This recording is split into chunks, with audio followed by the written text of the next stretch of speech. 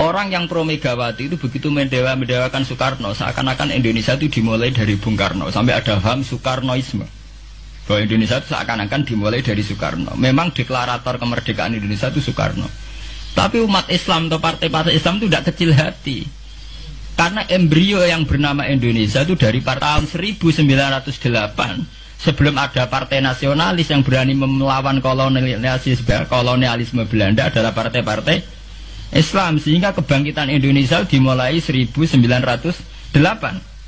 Karena saat itu yang pertama mencetus ide melawan Belanda adalah kiai-kiai Islam, yaitu saat itu bikin serikat dagang Islam, terus lama-lama menjadi serikat Islam, terus lama-lama menjadi partai Islam. Dimulai dari angkatannya Hos Cokroaminoto. Sini Haji Umar Said sinten Cokroaminoto, terus disingkat sini Hos Cokroaminoto. Jadi tidak bisa Indonesia itu meninggalkan partai Islam, karena dulu pertama pendiri era kepartaian niku malah partai-partai apa? Islam yang lahir di Solo, di Jogja. Bahkan sebelum ada negara yang bernama Indonesia, itu ada negara yang bernama Demak Bintoro, ada Demak Ngayogyakarta apa? Karto. Itu semua negeri apa? Islam. Ya paham. Sehingga secara kesejarahan kita tidak kalah sama tuanya Soekarnoisme atau partai PN. Dan sampai kan kita ini kan kayak dinabubukkan seakan-akan Indonesia itu dimulai dari Soekarno, sehingga nak wani Pak Karno itu koyok-koyok itu kita anti Indonesia. Ya kita tidak mungkin nggak menghormati Soekarno, beliau sebagai pahlawan besar kita hormati ya. Tapi ya kebesaran Pak Karno demi bangsa Indonesia jangan kemudian direduksi, disederhanakan hanya melewati partai. Ya itu kan namanya pekerdilan.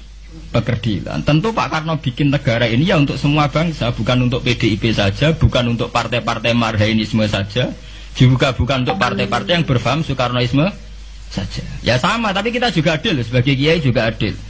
Hos Cokroaminoto bikin partai Islam adalah untuk mengusir Belanda dari bumi Indonesia, yang nantinya juga untuk kepentingan semua bangsa Indonesia, tidak hanya yang Islam saja. Ya kita adil, sama-sama adil. Saat nasionalisme ya tidak mengurangi keagamaan, saat keagamaan tidak mengurangi nasionalis. Tapi itu tadi kemudian ini dikerdilkan secara politik. Di sawangannya nak wis duet Pak Hasim Mbak Mega nasionalis religius itu sudah ditren. Wangger duet senengane pasangan nasionalis sampai apa nak nasionalis terus wajib sholat, apa nak religius terus gak wajib nasional. Sebetulnya itu kan apa kena orang Indonesia itu wajib sholat hanya karena atas nama nasionalisme. Apa nak gue ngiyai itu wajib bayar pajak. Itu kan pengkerdilan, proses pembohongan, pembohongan secara publik. Itu dibodokno, sedurunge bodoh, itu kan itu kan repot. Namanya sedurunge bodoh dibodokno ngene apa? Nurut. Makanya kalau seneng ya, kayak kemarin Hari Kebangkitan Nasional itu seneng kalau diungkap terus di TV bahwa kebangkitan Indonesia dimulai dari 1908.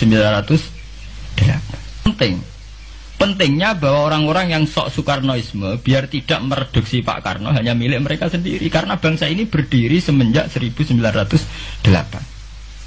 Dimulai dari gerakan Budi Utomo sampai Hos Cokroaminoto sampai macam-macam. Ya, serikat-serikat Islam. Nah, kita secara sejarah itu sama. Kita sebagai santri juga tidak kalah sejarah. Karena berdirinya nasional sudah lewat para kiai. Itu takokno sejarawan manapun, kayak profesor siapa di UI, siapa saja profesor-profesor sejarah bilang bahwa awal kebangkitan Indonesia itu dari partai-partai Islam. Bahkan versi orang nasionalis sekalipun itu bilang, karena Islam adalah satu agama yang paling sensitif terhadap penjajahan. Karena Islam melahirkan satu paham jihad, bahwa ketika ada kolonial Belanda, wong Islam terinspirasi harus jihad. Sehingga lahir partai-partai Islam. Dulu yang dilawan itu perdagangan. Ini kalau cerita sejarah, santri-santri sadar. Jadi santri salaf dengan model sekarang, sing raroh duit, raroh dagang itu sebetulnya mengkhianati pendiri santri. Lho boten niku lho fair, sing gak seneng dagang, gak seneng mergawe itu mengkhianati pendiri pesantren. Sampai lihat sejarah, tahun 1908 itu namanya tidak SI, tidak Serikat Islam, tapi Serikat Dagang Islam. Karena para kiai adalah melawan dominasi Cina di Surakarta dan dominasi Belanda menguasai sentra-sentra perdagangan. Sehingga yang dilawan pertama adalah piye supaya kolonial gak menguasai aset-aset ekonomi. Sama takokno sejarah cek versi kiai, cek versi buku, asal gak versi klenek. Itu pertama yang dilawan para ulama adalah penguasaan aset ekonomi oleh Cina dan Belanda, sehingga mereka bikin serikat dagang.